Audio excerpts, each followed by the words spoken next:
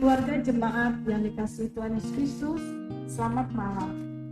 Malam hari ini kita kembali bertemu dalam ibadah rumah tangga yang kita lakukan di rumah masing-masing. Kami Majelis Jemaat mengharapkan peran serta orang tua, anak untuk ambil bagian dalam memimpin kebaktian. Pelayan firman pada malam hari ini adalah Ibu Pendeta Erna Demonsi Butar-Butar, pendeta yang akan menjadi pendeta jemaat kita, menggantikan Bapak Pendeta Ruswanda. Tema malam hari ini mensyukuri anugerah Allah.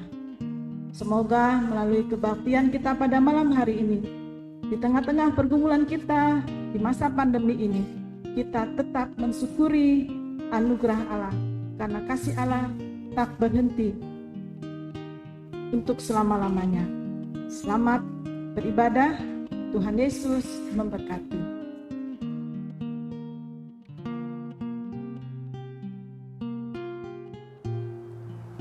Jemaat yang dikasihi Tuhan, mari kita datang kepada Tuhan di dalam doa sebelum mendengarkan firman Tuhan. Bapa yang penuh kasih, kami mengucap syukur ya Tuhan, Engkau memberikan kekuatan dan kemampuan kepada kami sampai saat ini. Kami datang untuk memohon kepada Tuhan pimpinan dan penyertaan Tuhan dan hikmat daripada Tuhan sendiri, sehingga di dalam pembacaan Alkitab maupun perenungannya kami ada dalam kuasa anugerah-Mu. Mari Tuhan pimpin hamba-Mu yang memberitakan firman Tuhan saat ini dan kami semua yang mendengarkannya, sehingga firman Tuhan menjadi kekuatan di dalam kehidupan kami, pedoman dalam kehidupan kami untuk melakukan segala aktivitas. Mari Tuhan kami bawa setiap hati kami ke dalam tangan Tuhan, sehingga firman-Mu tidak berlalu dengan sia-sia.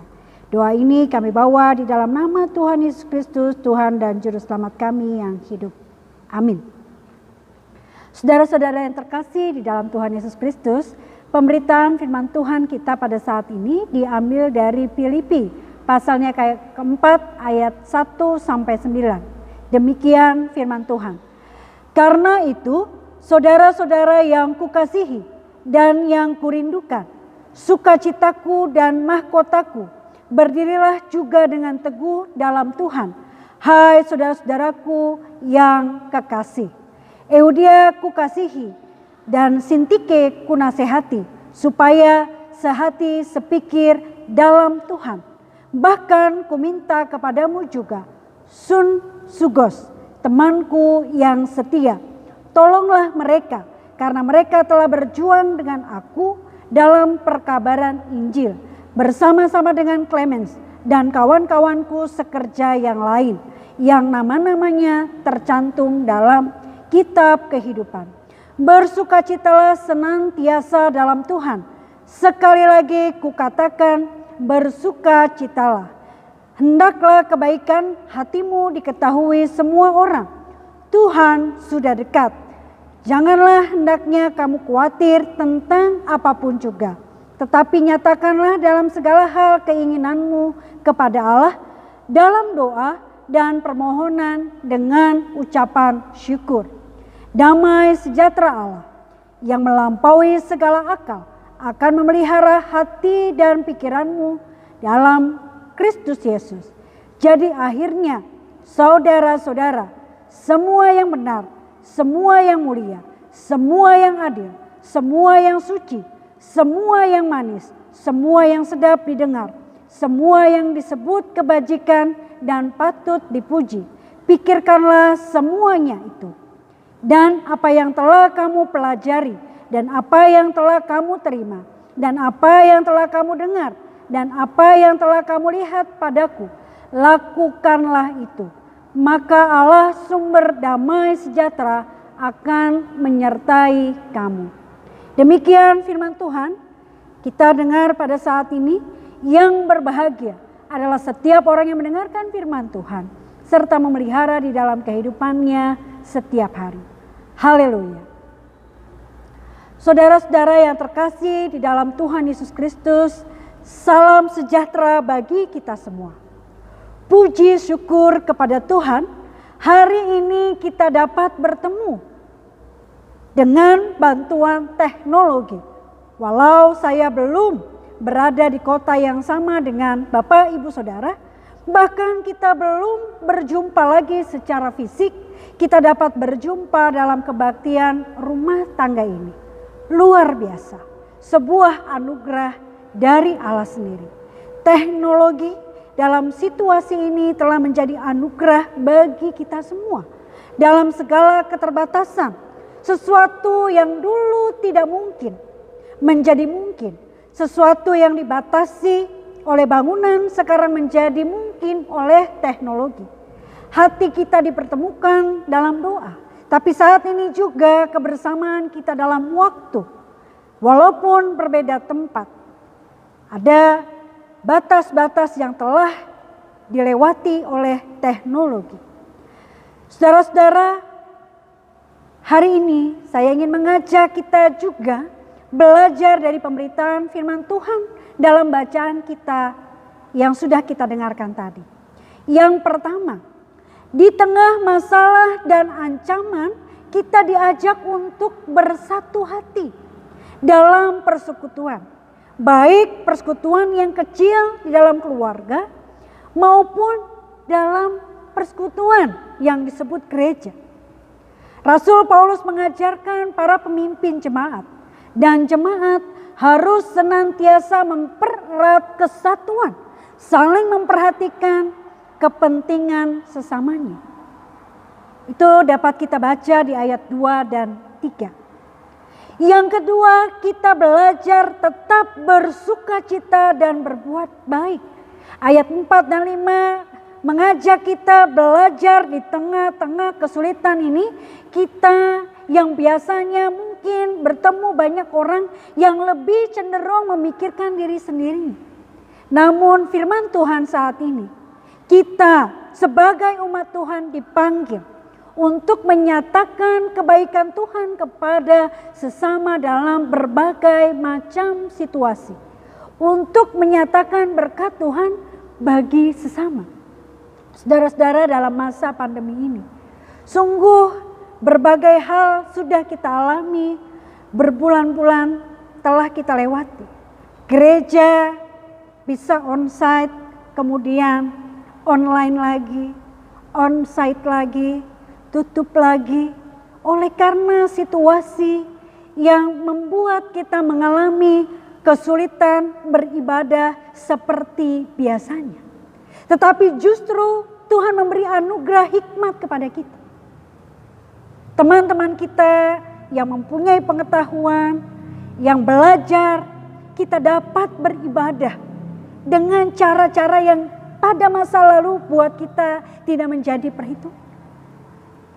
Tapi saat ini menjadi bagian yang sudah kita bisa rasakan bahwa kita bisa bersatu hati di dalam ibadah walaupun kita di rumah masing-masing. Saudara-saudara, dalam situasi pandemi ini juga, firman Tuhan hari ini mengajarkan kepada kita untuk tidak khawatir. Kita diminta untuk berdoa. Kita membawa semua pergumulan kita, persoalan kita kepada Tuhan di dalam doa. Ketika kita berdoa dan bergantung kepada Tuhan, maka kita dapat melihat dengan tenang dan jernih hati dan pikiran kita, sehingga kita dapat melihat sisi lain dari kesulitan, dari situasi yang tidak memungkinkan dalam bayangan kita. Sisi lain ini menjadi anugerah bagi kita. Bisa sisi lain ini adalah satu peluang. Misalnya kita punya peluang bisnis untuk masa pandemi ini. Ada banyak saudara-saudara yang mengalami kehilangan pekerjaan tetapi dapat mempunyai hati yang tenang dan jernih dan membuat dia termotivasi untuk mencari, menciptakan pekerjaan yang berbeda dari sebelumnya. Di sisi lain, kita diajak belajar untuk menahan diri, untuk bersabar, untuk melihat situasi dengan kepala dingin. Kita diajak untuk belajar sesuatu yang mungkin sebelumnya tidak pernah kita alami. Saudara-saudara, ketika kita melihat dalam kejernihan hati bersama dengan Tuhan, yang kita awali dengan doa dan penyerahan diri kepada Tuhan, kita dapat menemukan sisi-sisi ini sebagai anugerah Allah. Yang keempat, saudara-saudara, ayat 9 dan juga ayat 8 kita diajarkan untuk berpikir mengenai hal-hal yang baik, yang mulia. Karena pikiran yang baik, hal yang mulia, itu dapat menjadi jalan kita untuk dapat meloloskan diri dan menjadi pemenang dalam situasi yang sulit di dalam kehidupan kita. Tentunya bukan hanya memikirkan, bukan hanya melihat dalam bayangan kita, tetapi kita berupaya mewujudkan apa yang kita pikir baik, apa yang kita nilai positif itu menjadi sebuah tindakan nyata kita praktekkan di dalam kehidupan kita setiap hari.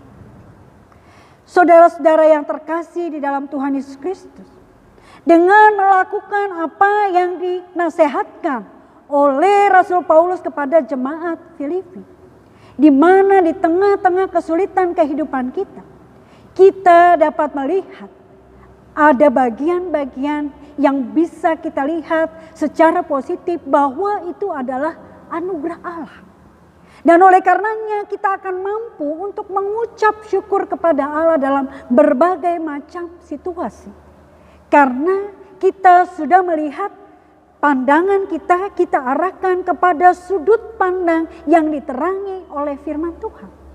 Maka kita dapat mengucap syukur, mensyukuri segala sesuatu sebagai anugerah Tuhan. Bahkan saat kita mengalami kesulitan, bahkan saat kita mengalami masa pandemi yang belum berakhir, kita mungkin masih bertanya, sampai kapan pandemi ini akan terjadi dalam kehidupan kita?